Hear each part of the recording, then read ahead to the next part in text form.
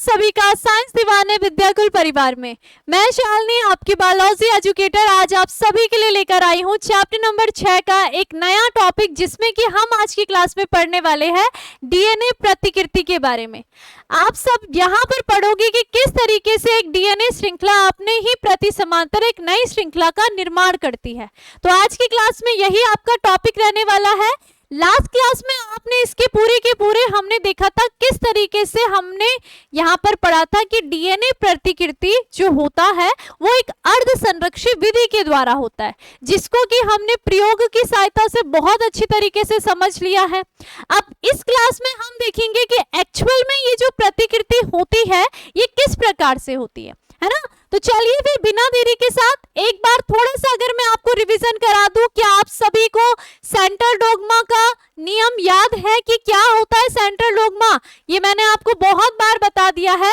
जो central dogma होता है, सेंट्रल डोग्मा होता है, इसमें क्या पढ़ते हैं हम पढ़ते हैं कि किस तरीके से डीएनए से हमारे एमआरएनए का निर्माण होता है ना। एमआरएनए का निर्माण हो रहा है, ठीक है। और डीएनए से एमआरएनए के निर्माण की क्रिया को हम क्या कहते हैं? अनुलेखन कहते हैं। अनुलेखन यानी कि ट्रांसक्रिप्शन कहते हैं, ट्रांसक्रिप्शन कहते हैं।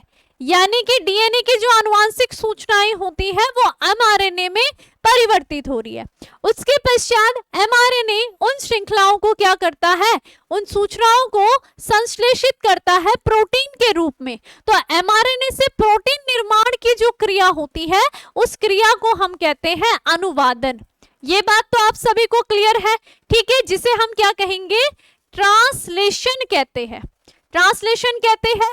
ये बात क्लियर है। अब यहाँ पर देखो मैंने क्या कहा था, ये जो डीएनए होता है जब ये डीएनए क्या करेगा? एमआरएनए में परिवर्तित होगा, लेकिन उससे पहले डीएनए अपनी भी क्या करता है? द्विगुणन करता है ना। आप सभी को पता है, आपको एक डीएनए श्रृंखला अपने माताजी से प्राप्त हो रही है और एक डीएनए श्रृंखला अपने पिताजी से प्राप्त हो रही है। तो इस तरीके से डीएनए क्या हो रहा है? पीढ़ी दर पीढ़ी आगे बढ़ता है। तो अब ये जो डीएनए होता है, डीएनए से जब डीएनए का ही निर्माण होता है तो इसे हम क्या कहते हैं? डीएनए प्रतिकृति कहते हैं। ये बात क्लियर है। डीएनए प्रतिकृति यानी कि जिसे हम इंग्लिश में डीएनए रेप्लिकेशन कहते हैं, रेप्लिकेशन कहते हैं। ये बात मैंने आपको लास्ट क्लास में भी बता दी थी। ये 3 ऐसे टॉपिक है जो आपके बोर्ड एग्जाम के लिए बहुत ज्यादा इंपॉर्टेंट है। डीएनए प्रतिकृति क्या होती है? अनुलेखन की क्रिया और अनुवादन, ठीक है। डीएनए से डीएनए के निर्माण को डीएनए प्रतिकृति कहते हैं। लास्ट क्लास में क्या पढ़ा था हमने कि डीएनए किस प्रकार से अपनी ही कॉपी का निर्माण कर रहा है? अर्ध संरक्षी विधि के द्वारा। ये बात क्लियर है आप सभी को कि डीएनए अपनी प्रतिकृति कैसे करता है? अर्ध संरक्षी विधि के द्वारा। तो देखो डीएनए प्रतिकृति यानी कि डीएनए रेप्लिकेशन क्या होता है? डीएनए श्रृंखला के द्वारा नई डीएनए श्रृंखलाओं का बनना डीएनए प्रतिकृति कहलाता है। इसके द्वारा जनक से लक्षण संतति में जाते हैं, ठीक है, क्लियर है। डीएनए प्रतिकृति के समय डीएनए की दोनों श्रृंखलाएं पहले अलग होगी और वो टेम्पलेट के रूप में कार्य करती है तथा अपने साथ नई पूरक श्रृंखलाओं का निर्माण करती है, जिससे कि नए डीएनए खंड में एक श्रृंखला जनक श्रृंखला यानी कि जनक डीएनए होता है और दूसरी क्या होती है? नई श्रृंखलाएं होती है। अब देखो हम क्रिया विधि को पढ़ेंगे। आप सभी को पता है कि जो डीएनए होता है वो अपनी प्रतिकृति कैसे करता है? डीएनए जो प्रतिकृति होती है ये मैंने आपको प्रयोग के द्वारा बताया था। डीएनए प्रतिकृति यानी कि जो डीएनए की श्रृंखलाएं होती है वो क्या करती है? अर्ध संरक्षी विधि के द्वारा प्रतिकृति करती है। अर्ध संरक्षी विधि के द्वारा क्या करती है? यहाँ पर विधि के द्वारा क्या कर रही है? प्रतिकृति करती है। अर्ध संरक्षी विधि का मतलब क्या हुआ कि जो डीएनए की 5' to 3' श्रृंखला होगी और क्या है जो 3' to 5' श्रृंखला होती है, सबसे पहले ये दोनों के दोनों एक दूसरे से अलग हो जाती है और उसके पश्चात अपने समांतर है ना, अपने क्या प्रति समांतर यानी कि अपने ठीक उल्टे, ठीक है, यानी कि 5 से 3 श्रृंखला है तो ये अपने ठीक उल्टा क्या 3 से 5 नहीं, यहाँ पर डीएनए श्रृंखला का निर्माण करेगी। अपने पूरक प्रति समांतर नई श्रृंखला का निर्माण करेगी। और 3 से 5 श्रृंखला है तो ये अपने उल्टा क्या करेगी, 5 से 3 श्रृंखला का निर्माण करेगी। तो यहाँ पर एक डीएनए से देखा आपने किस तरीके से 2 डीएनए खंड का निर्माण हो गया है। इसी को हम क्या कहते हैं, डीएनए प्रतिकृति कहते हैं। जो पहली स्थित जो श्रृंखलाएं थी, है ना, जो ये पहली स्थित जो श्रृंखलाएं थी, ये श्रृंखलाएं, इन श्रृंखलाओं को हम क्या कहते हैं, टेम्पलेट स्ट्रैंड कहते हैं, यानी कि टेम्पलेट श्रृंखला कहते हैं। ठीक है, क्लियर। और यहाँ पर जो नई बनी हुई श्रृंखला होती है, जो नई बनी हुई श्रृंखला होगी, ये कौन सी श्रृंखला है, पूरक श्रृंखला, अपने पूरक श्रृंखलाओं का निर्माण करती है। ठीक है, तो ये क्या कहलाएंगी, ये कहलाएगी पूरक श्रृंखलाएं। ठीक है, इतनी बात क्लियर है। एक पुरानी श्रृंखला जो जनक की श्रृंखला है और उससे क्या बन गई है, नई श्रृंखला बन गई है। तो इसी को हम डीएनए प्रतिकृति कहते हैं। पिछली क्लास में प्रयोग से हमने सिद्ध कर दिया था कि डीएनए प्रतिकृति अर्ध संरक्षी मेथड के द्वारा होती है। ठीक है, अब हम आज क्रियाविधि पढ़ेंगे कि आखिर ये जो डीएनए है ये किस तरीके से अपनी पूरक नई श्रृंखला का निर्माण करता है। ठीक है, तो चलिए सबसे पहले यहाँ पर देखो, ये जितनी भी क्रियाएं होती है ना, ये सारी की सारी क्रिया किसी ना किसी एंजाइम से होती है। एंजाइम्स क्या करते हैं, किसी भी क्रिया को सक्रिय करने का काम करते हैं ना। तो ये जो प्रतिकृति हो रही है, ये जो श्रृंखलाओं का खुलना है ना, फिर नई श्रृंखलाओं का जुड़ना, फिर वापस से डीएनए फोल्ड हो जाता है, ये सारी की सारी क्रियाएं जीव शरीर में उपस्थित एंजाइम्स करते हैं। तो सबसे पहले क्रियाविधि को पढ़ना है तो आपको एंजाइम्स सारे के सारे याद होने चाहिए। अगर एंजाइम्स याद है तो उसके बाद आपको ये पूरी की पूरी प्रोसेस बहुत ही इजी तरीके से याद हो जाएगी। ठीक है, तो कुछ इस तरीके से डीएनए प्रतिकृति होती है। पहले डीएनए की दोनों श्रृंखलाएं खुल रही है। ठीक है, मान लो ये 3 से 5 श्रृंखला है। ठीक है, और नीचे वाली 5 से 3 श्रृंखला है। तो देखो किस तरीके से ये श्रृंखला पहले खुली और फिर अपने समांतर क्या कर रहे हैं, ये नई श्रृंखलाओं का निर्माण कर रहे हैं, है ना। तो इससे भी 2 श्रृंखला बन गई और यहां से भी क्या बन रही है, एक श्रृंखला ये और एक श्रृंखला ये, और इसी तरीके से क्या होता है, ये डीएनए प्रतिकृति करता रहता है। कॉन्सेप्ट क्लियर है। अब डीएनए प्रतिकृति के लिए मैंने क्या कहा, मैंने कहा कि डीएनए प्रतिकृति की क्रियाविधि को समझने के लिए, ठीक है, डीएनए प्रतिकृति की क्या क्रियाविधि को आपने पढ़ना है। तो क्रियाविधि समझने के लिए पहले आपको वो सारे एंजाइम्स के नाम याद होने चाहिए जो कि प्रतिकृति में अपनी महत्वपूर्ण भूमिका को निभाते हैं। तो डीएनए प्रतिकृति में पहले एंजाइम्स याद कर लीजिए। एंजाइम्स यूज होते हैं, ठीक है, और ये एंजाइम्स क्या करते हैं, इस डीएनए प्रतिकृति को सक्रिय करते हैं। तभी इन एंजाइम्स की कृपा से ही यहाँ पर डीएनए की प्रतिकृति होती है। क्लियर है। सबसे पहले एंजाइम्स आपको याद रखना है क्या, मैं आपको 2-2 करके याद करवाऊंगी और आपको बहुत अच्छे से याद होना चाहिए। ठीक है, पहला होता है क्या, डीएनए हेलिकेज एंजाइम्स। क्या है, डीएनए हेलिकेज एंजाइम्स। दूसरा होता है डीएनए ट्रोपोआइसो, ठीक है, ट्रोपोआइसोमेरेज। ठीक है, क्या हो जाएगा, डीएनए ट्रोपोआइसोमेरेज। ठीक है, डीएनए ट्रोपोआइसोमेरेज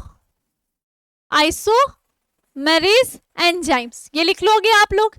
अब ये दोनों का क्या काम होता है, डीएनए हेलिकेज एंजाइम्स क्या करता है, ये डीएनए श्रृंखला को खोलने का काम करता है। डीएनए श्रृंखला को खोलने का काम करता है। ठीक है, अभी पहले लिख लो, खोलता है। ठीक है, और डीएनए ट्रोपोआइसोमेरेज उस खुली श्रृंखला को खुला रखने का काम करता है। हेलिकेज ने तो ये काम कर दिया। आप सभी को पता है कि डीएनए श्रृंखला कैसी होती है, ऐसे कुंडलित होती है ना।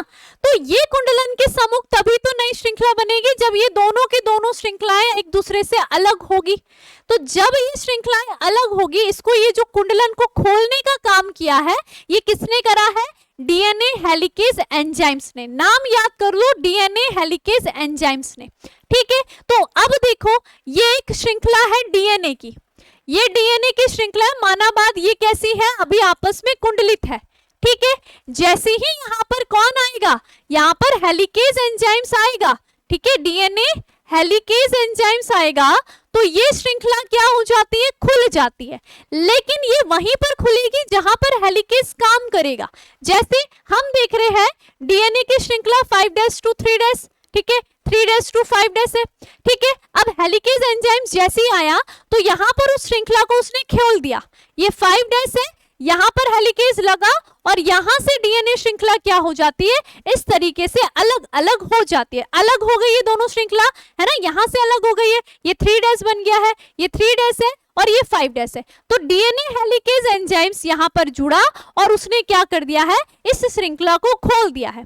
लेकिन ऐसा नहीं है कि पूरी की पूरी श्रृंखला खुल जाती है, कुछ स्थान तक ये खुली रहेगी और वापस कुंडलित भी होती है।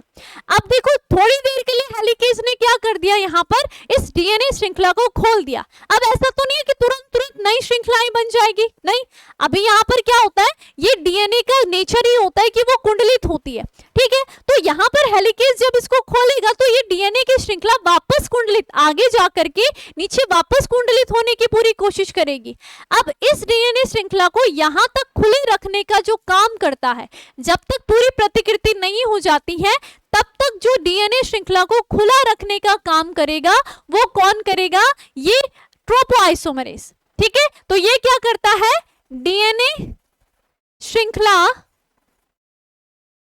को खुला रखता है, खुला रखता है, ठीक है। तभी जाकर के अब इसमें आगे की क्रिया हो जाएगी। ये बात क्लियर। उसके बाद आ जाओ तीसरे एंजाइम्स में।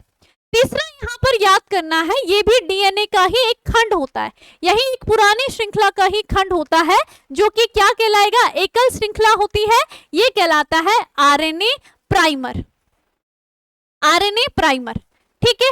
अब ये जो आरएनए प्राइमर होता है, ये ध्यान रखना, इसकी जो श्रृंखलाएं होती है वो कैसी होती है, ये होती है 5' to 3', ठीक है। जहां पर इसका 5' किसी भी न्यूक्लियोटाइड को नहीं जोड़ेगा, जो भी न्यूक्लियोटाइड जुड़ेगा वो इस 3' से ही जुड़ता है, क्योंकि इस 3' में OH ग्रुप होता है और यहीं पर क्या होंगे, नए न्यूक्लियोटाइड आकर के जुड़ते हैं। डीएनए की श्रृंखला में पढ़ा था ना OH, वहीं से एक नई श्रृंखला न्यूक्लियोटाइड की जुड़ती है, तो ये भी यहीं 3 साइड से ही जुड़ेगी। ये बात क्लियर है, ठीक है। उसके बाद आता है चौथा एंजाइम्स। चौथा होता है डीएनए पॉलीमरेज एंजाइम्स। कौन सा होगा, डीएनए क्या, पॉलीमरेज एंजाइम्स। अब देखो ये डीएनए पॉलीमरेज एंजाइम्स वो एंजाइम्स होता है जो क्या करेगा, नए न्यूक्लियोटाइड्स, ठीक है, न्यूक्लियोटाइड को आरएनए प्राइमर में जोड़ता है, आरएनए प्राइमर में जोड़ता है, आरएनए प्राइमर में जोड़ता है।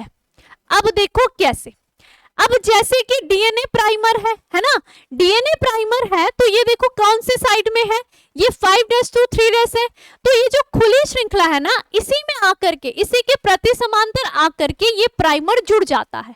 तो माना बात ये 5 से 3' है। अब यहाँ पर सिरा क्या है, 3 है, तो इसके प्रति समांतर 5 वाला डैश यहाँ पर आना चाहिए, है ना। तो प्राइमर इस तरीके से जुड़ेगा कि इसका 5 एंड यहाँ होगा और यहाँ पर इसका 3 एंड होगा, ठीक है। अब इस श्रृंखला में देखो यहाँ पर 5 एंड है, तो प्राइमर अगर यहीं पर लग गया तो ये तो 5 एंड बन जाएगा। प्राइमर के यहाँ पर क्या आना चाहिए, 3 एंड आना चाहिए, है ना।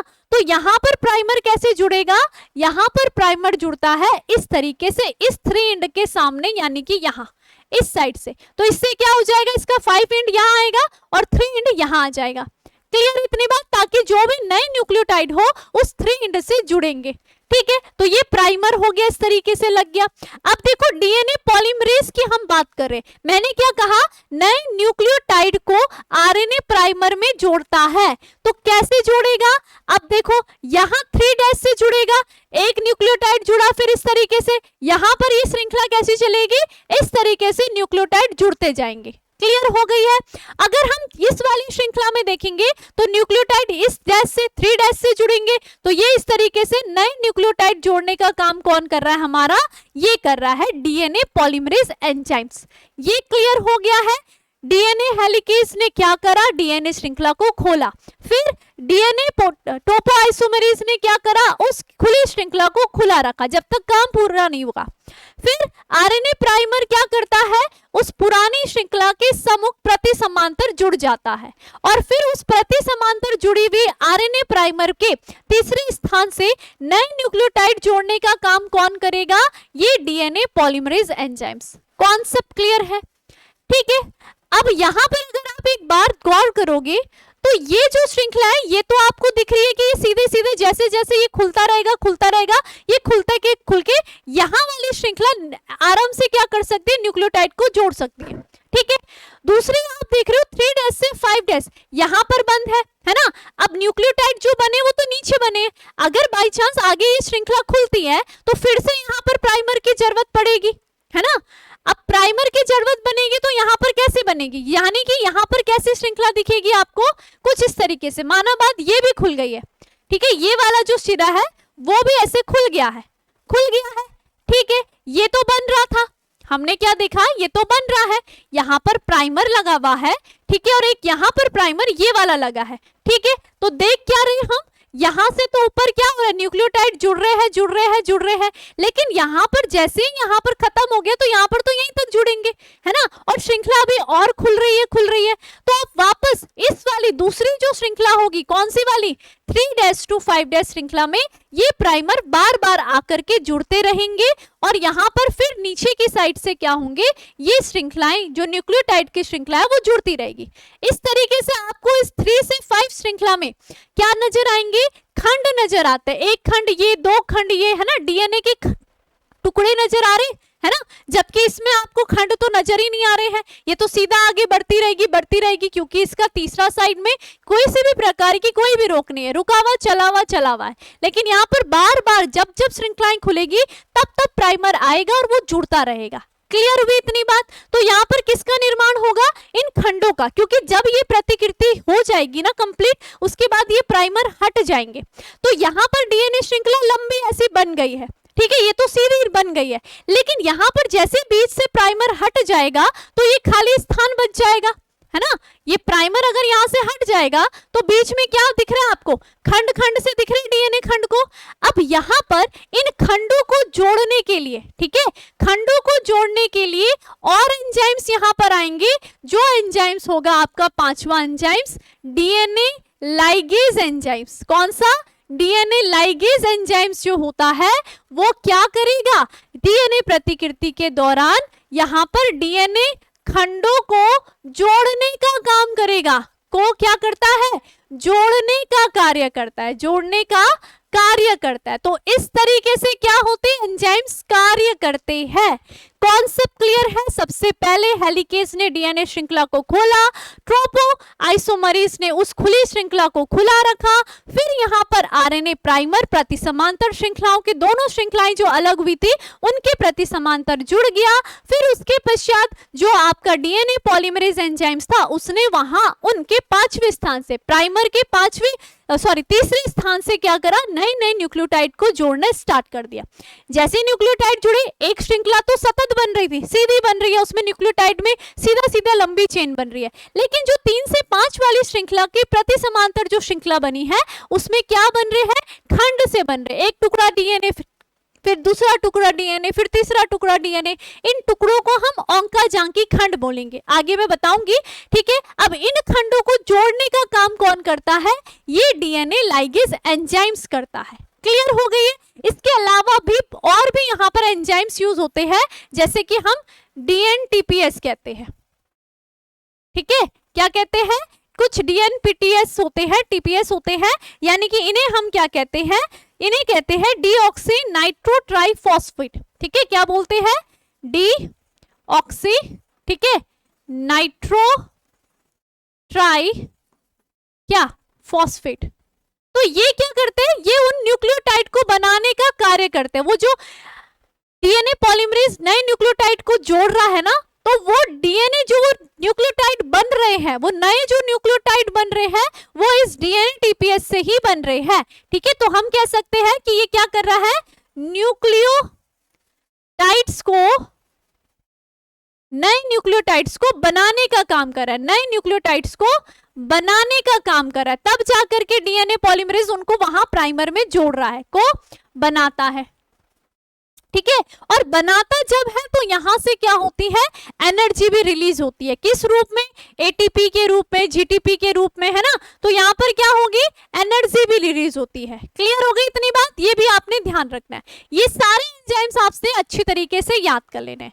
अब हम कहाँ जाएंगे, अब ये एंजाइम्स हमारे पास आ गए हैं, हमने क्या करना है, अब एक एक करके क्रियाविधि देखनी है कि आखिर डीएनए किस तरीके से, डीएनए की एक श्रृंखला से दो श्रृंखलाओं का निर्माण किस प्रकार से होता है। तो चलिए स्टार्ट करते हैं क्रियाविधि को पढ़ना, ठीक है। तो डीएनए क्रियाविधि में सबसे पहले देखो क्या है, संभारण बिंदु क्या होता है उसके बारे में देखो।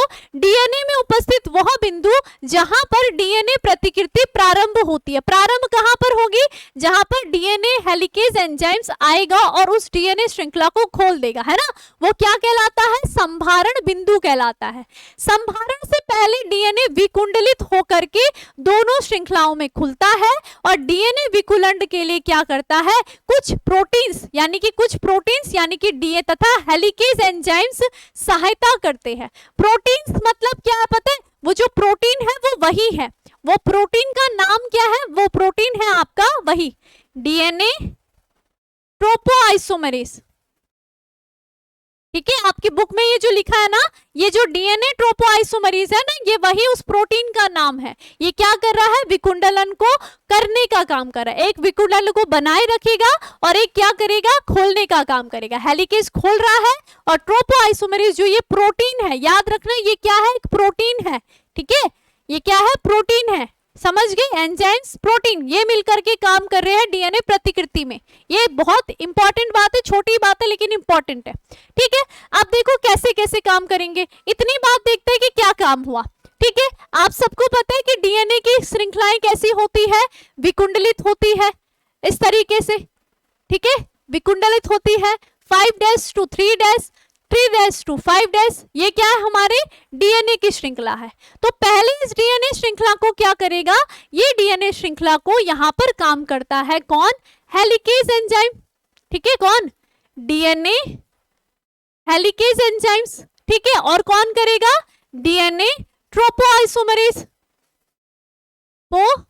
आइसोमरेज काम करेगा ना। तो यहां पर क्या करेगा, ये डीएनए श्रृंखला को खोलेगा कैसे, इस तरीके से, ये कुंडलन खोल रहा है, ये कुंडलन इस तरीके से, मैं आपको एक कुंडलन दिखाऊंगी, ठीक है। एक कुंडलन इस तरीके से इसने क्या कर दिया, खोल दिया।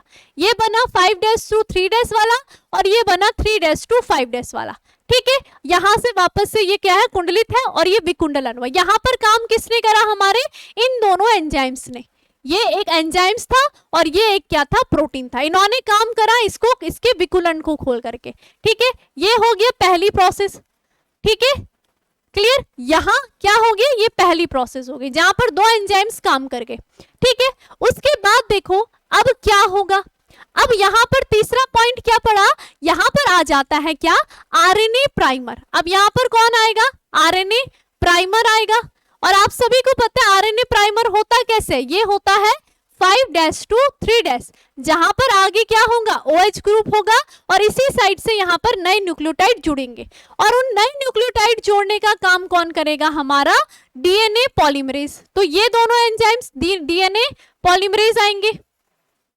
अब देखो ये कैसे काम करते हैं, ठीक है, यहां पर देखेंगे। सबसे पहले डीएनए की यही श्रृंखला बना दी मैंने, ये श्रृंखला बनाई, ये ठीक है, ये इस तरीके से, ये इस तरीके से, ये क्या बनी 5' to 3' श्रृंखला, ये बनी हमारी 3' to 5' श्रृंखला। यहाँ पर क्या हो गया, ये तो विकुंडलित है, ये तो कुंडलित है और ये क्या है, विकुंडलित है, ठीक है। इस तरीके से ये दोनों श्रृंखला एक दूसरे से अलग हो चुकी है, ठीक। अब अर्ध संरक्षी विधि के द्वारा ही यहाँ पर डीएनए श्रृंखला से नई डीएनए श्रृंखला का निर्माण हुआ। देखो पहला क्या बोला मैंने, पहला कौन जुड़ रहा है, ये प्राइमर जुड़ेगा, ठीक है, पहला ये प्राइमर आकर के जुड़ेगा, फिर उसमें नए न्यूक्लियोटाइड जोड़ने का काम कौन करेगा, हमारा डीएनए पॉलीमरेज करेगा, ठीक है। तो प्राइमर जोड़ देते हैं, प्राइमर देखो हमेशा अपने प्रति समांतर जुड़ता है, ठीक है। अगर यहाँ पर 3' है तो प्राइमर का यहाँ पर कौन सा डैश आना चाहिए, 5 डैश आना चाहिए, 5 डैश। प्रति समांतर क्योंकि श्रृंखलाओं का निर्माण होता है ना, एक सीधी और एक उल्टी, ठीक है। और यहाँ पर इसका क्या होगा, OH ग्रुप रहेगा जहां पर नए नए न्यूक्लियोटाइड जुड़ेंगे, ठीक है। अगर इस श्रृंखला में देखते तो प्राइमर इस तरीके से, जैसे तो यहाँ जुड़ रहा है, अभी ये श्रृंखला और खुलेगी, ठीक है। तो मैं यहाँ पर बना देती हूँ, ये प्राइमर जुड़ा कहाँ 5 डैश टू यहाँ पर क्या 3 डैश। चलो यहीं पर बना देती हूँ, जितनी श्रृंखला खुली है उतना, ठीक है। चलो ठीक है, तो प्राइमर कहाँ जुड़ा, यहाँ पर जुड़ा, ठीक है। इस 5 यहाँ पर 3 डैश के समूह 5 आएगा, और जब नीचे नीचे श्रृंखला बनेगी तो यहाँ पर अपने आप ही न्यूक्लियोटाइड जुड़ करके 3 पद आ जाएगा, ठीक है। तीसरा सिरा क्लियर हो गई। तो यहाँ पर देखो अब क्या हुआ, अब यहाँ पर ये जो डीएनए पॉलीमरेज है ये क्या करेगा, न्यूक्लियोटाइड को जोड़ेगा। तो कैसे, तीसरे स्थान से जुड़ेंगे न्यूक्लियोटाइड, ये जुड़ने लग गए न्यूक्लियोटाइड इस तरीके से, ये वाली श्रृंखला बन गई, ये सीधे सीधे जुड़ते जाएंगे, है ना। और इस वाली श्रृंखला में नीचे की ओर यहाँ पर नए न्यूक्लियोटाइड जुड़ते जाएंगे। ये क्या जुड़ रहे हैं, ये जुड़ रहे हैं न्यूक्लियोटाइड, समझ में आ गया। ये क्या जुड़ गए हैं, न्यूक्लियोटाइड जुड़ रहे हैं दोनों श्रृंखला में। तो एक श्रृंखला 5 से 3 की ओर ऊपर बढ़ रही है और एक श्रृंखला 5 से 3 की ओर नीचे की ओर आ रही है, ठीक है। लेकिन ये कुंडलन सिर्फ इतना थोड़ी भी होगा, कुंडलन तो आगे बढ़ता रहेगा, है ना। तो इस कुंडलन को मैं यहाँ पर दिखा देती हूँ किस तरीके से आपको कुंडलित दिखेगी। ये डीएनए श्रृंखला है, ठीक है, फिर से खुली, अभी आगे फिर से खुलती रह रही है, आगे आगे खुलती रह रही है। अब यहाँ से विकुंडलित हो रही है, ऊपर की श्रृंखला है 5 डैश है, ठीक है। ये क्या है 3 डैश है, ये क्या है 3 डैश है, और नीचे क्या है 5 डैश है। ध्यान से सुनो, अब देखो क्या होगा, यहाँ पर ध्यान से देखोगे सब क्लियर हो जाएगा। यहाँ पर वही काम हो रहा था, 5 डैश है, ये 3 डैश था, है ना। और यहाँ पर देखो, अब यहाँ पर वहां वाला पार्ट यहाँ पर आ गया, क्योंकि डीएनए की श्रृंखला फिर से खुल गई है, ये पार्ट यहाँ पर आ गया 5 डैश 3 डैश वाला। जहां पर हमने देखा इस वाली श्रृंखला में तो डीएनए श्रृंखला क्या हो रही है, न्यूक्लियोटाइड ऐसे जुड़ रहे हैं। और आपको पता है कि न्यूक्लियोटाइड में क्या होता है, नाइट्रोजन बेस होता है, तो वो इसके साथ नाइट्रोजन बेस क्या करेंगे, अपना बंध बनाते रहेंगे, बंध बनाते रहेंगे, बंध बनाते रहेंगे, इस तरीके से, है ना। यहाँ पर अगर हम देख रहे हैं, यहाँ पर क्या होगा, यहाँ पर हमें दिखेगा कि ये न्यूक्लियोटाइड यहाँ जुड़ा, ये इस तरीके से जुड़ा, इस तरीके से जुड़ा, नीचे जुड़ा, है ना।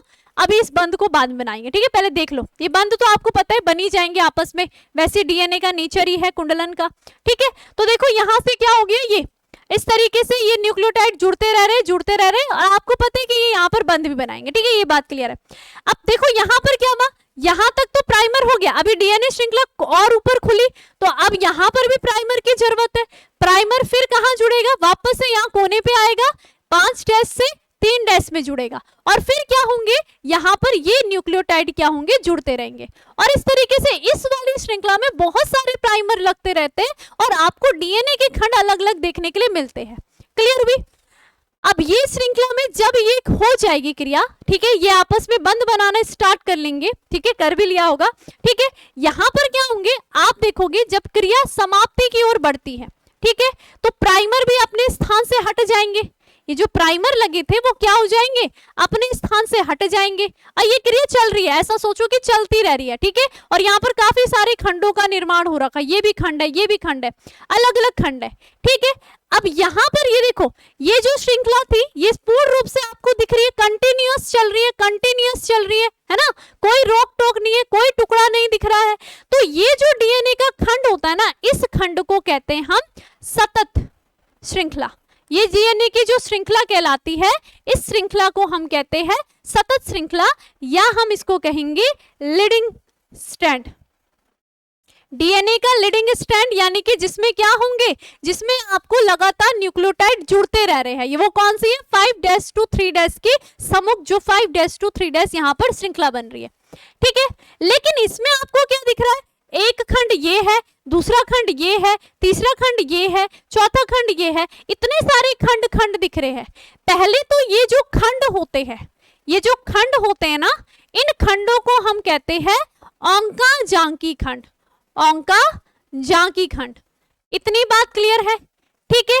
और डीएनए के ये जो असतत रूप में जो ये श्रृंखला नजर आ रही है, इस श्रृंखला को असतत है, ठीक है, असतत है ना, असतत श्रृंखला है, यानी कि इसमें आपको टुकड़े टुकड़े नजर आ रहे हैं, तो इसको हम डीएनए की असतत श्रृंखला कहते हैं, यानी कि इसको क्या कहेंगे, लैगिंग स्ट्रैंड कहते हैं। डीएनए का कौन सा स्ट्रैंड हो गया, ये नया तो है लेकिन कैसा बना है, लैगिंग बना है, डीएनए के टुकड़े बना रहा है। क्लियर हो गई है। तो अगर आपसे क्वेश्चन पूछा जाएगा कि अंकजांकी खंड डीएनए की किस श्रृंखला में होते हैं, तो असतत श्रृंखला में। और वो असतत श्रृंखला क्या होती है, ये 5 to 3'। ठीक है, क्लियर हो गई ये बात।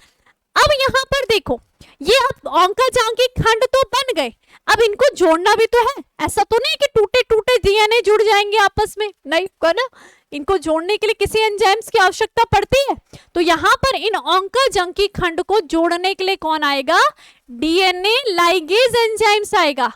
ये जो डीएनए लाइगेज एंजाइम्स होगा ना, ये काम करेगा यहाँ पर इन खंडों को जोड़ने का। तो अंकजांकी खंड को जोड़ने का काम करता है DNA ligase enzymes. Concept clear. और फिर यहाँ पर जैसे ये आपस में जुड़ जाएंगे तो ये एक क्या बन जाएगी, सतत श्रृंखला बन जाएगी। और यहाँ पर क्या हो जाएगा, आप दिख रहे हो लास्ट में परिणाम क्या दिखेगा आपको, ये एक श्रृंखला बन गई 5' to 3' और दूसरी ये श्रृंखला बन गई। यानी कि लास्ट में आपको जो संरचनाएं देखने के लिए मिलेगी वो कैसी दिखेगी, ये डीएनए की एक श्रृंखला थी, कौन सी, 5' to 3' श्रृंखला थी। इससे एक नई डीएनए श्रृंखला बनी। ठीक है, नई डीएनए श्रृंखला बनी, वो कौन सी बनी, 3' to 5'। और ये डीएनए की दूसरी श्रृंखला थी, वो 3' to 5' थी। इससे नई श्रृंखला कौन सी बनी थी हमारी, 5' to 3'। तो आपने देखा किस तरीके से डीएनए की एक श्रृंखला थी, उसके डीएनए की जो हमारी एक श्रृंखला थी उसने दो श्रृंखलाओं का निर्माण कर दिया। कैसे, उसकी जो दोनों की दोनों टेम्पलेट श्रृंखला थी, उन्होंने अपने क्या, प्रति समांतर, ये ध्यान रखना है, प्रति समांतर क्या करा, नई डीएनए श्रृंखला का निर्माण करा, नई डीएनए श्रृंखला का निर्माण करा। और इस तरीके से हमारी ये जो डीएनए प्रतिकृति यानी कि डीएनए से डीएनए के निर्माण की जो क्रिया थी वो क्या हो गई है, पूर्ण हो गई है। तो इसी को क्या कहता है, इसी को कहते हैं डीएनए प्रतिकृति। ठीक है, तो लिख सकते हो आरएनए प्राइमर। सेकंड बिंदु हो जाएगा कि किस तरीके से आरएनए प्राइमर का निर्माण हुआ। वो जो आरएनए प्राइमर होता है ना, वो डीएनए का ही एक खंड होता है। ठीक है, देखो डीएनए विकुंडलित के पश्चात डीएनए की खुली श्रृंखला वाई के आकार की दिख रही थी, है ना, हम इस तरीके से उल्टा वाई के आकार की बना रहे हैं। ठीक, तथा क्या होगा, सबसे पहले इन श्रृंखलाओं में डीएनए पॉलीमरेज एंजाइम्स की उपस्थिति में डीएनए का एक छोटा खंड संश्लेषित होता है। वही डीएनए खंड संश्लेषित हुआ है, वो पॉलीमरेज एक छोटे डीएनए खंड को संश्लेषित करता है, जिसे हम क्या कहेंगे, जो डीएनए के निर्माण की क्रिया का प्रारंभ करता है, उस खंड को ही हम क्या कहते हैं, आरएनए प्राइमर कहते हैं, क्योंकि वो एक खंड को संश्लेषित करेगा।